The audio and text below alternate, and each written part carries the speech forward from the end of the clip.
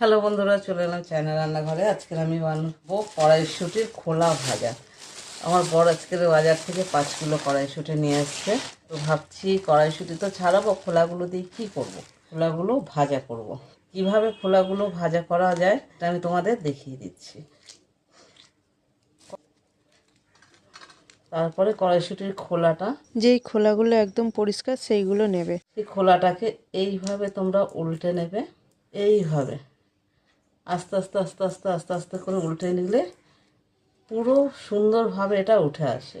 আর এটা খেতে এতটাই সুন্দর, সিম ভাজা যে আমরা আলু দিয়ে খাই, সে সিম ভাজাকে হার মানিয়ে দেবে। তুমি এটা ভাজলে এটার সাথে তোমার আর কোনো কিছু দরকার লাগবে না খেতে। এইভাবে ছাড়িয়ে নেবে। দেখো ইজিভাবে নরম হয়ে গেল। পুরোটা ছাড়িয়ে নিয়েছি, তার সাথে আমি আলু কুচিয়ে নিয়েছি, এইভাবে কেটে নিয়েছি। কড়াই গরম হতে বসিয়ে দিয়েছি। এবার দিয়ে দিচ্ছি এতে তেল। তেল গরম হয়ে গেছে, এতে দিয়ে দিচ্ছি কালো জিরে, পেঁয়াজ কুচি। এবার দিয়ে দিচ্ছি কেটে রাখা কড়াইশুঁটির খোলা আর আলু।